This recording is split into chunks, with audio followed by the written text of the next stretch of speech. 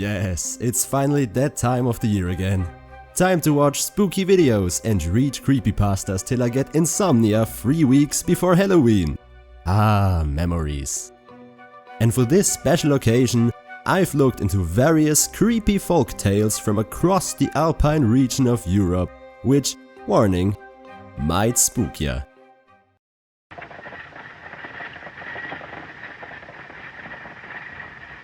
Set to roam the dark forests of a mythical place called Bavaria, the Wolpertinger is a curiosity, an amalgamation of rabbit, duck, deer, squirrel and many more. Although a rather elusive critter, several stuffed specimens were able to be collected over the centuries, proving its continual existence. Or maybe it was all just an elaborate marketing ploy of a historical tourist trap.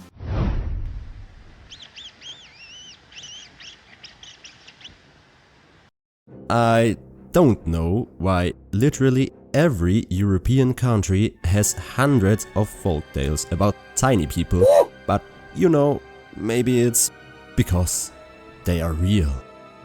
Yes, you heard me right. Look at this. Now, what is this? This is proof, people. So-called dwarf holes. There are dozens of them, spread all across Europe. If that doesn't give you chills, then I don't know what. What is that? You're not scared? Then listen to this.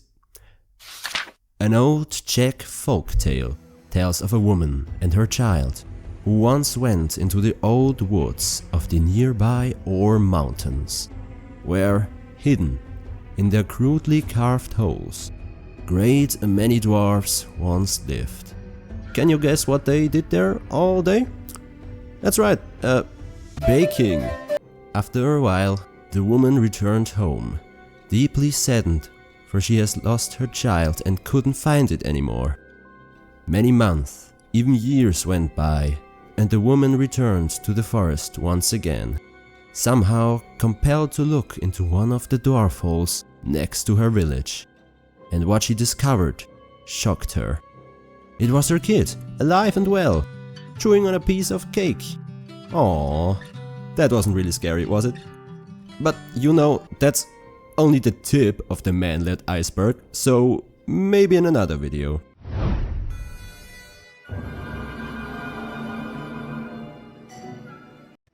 Color of livestock, haunter of every shepherd's nightmares. The Tatzelwurm, half cat, half snake, is kinda cute. Aside from its lovely name and charming personality, it's also not reported to be dangerous, unless you disturb their burrows.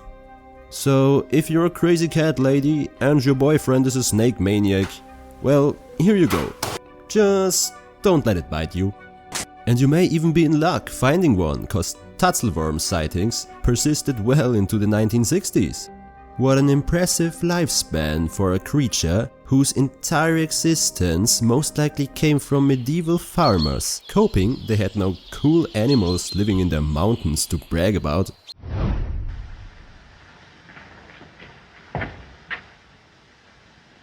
The infamous basilisk, today most commonly known from that 1973's Marvel comic, was originally said to be a simple, venomous snake with a crown on its head. It had a glow-up over the centuries and became a messed up snake chicken monstrosity, leaking corrosive venom and a gaze that kills you. Huh, should have named this video 4 weird monsters people made up by bashing animal parts together. Anyways, want to survive that thing? Here's a checklist. Use a mirror. Yeah, it's pretty much that simple. I said it had a glow-up, not high self-esteem. You could also use a weasel, I guess. It was traditionally believed that a basilisk hatches from a rooster's egg that was set upon by a toad on top of a dunghill. So if you want your very own baby basilisk, here you go, have fun. Oh, and here's something interesting. According to English science man Sir Thomas Browne, this myth supposedly arose from ancient Egyptian legends, in where they regularly destroyed nesting sites of the snake-eating ibis in fear that the eggs might give rise to a venomous snake bird monster. Well, better safe than sorry, I guess.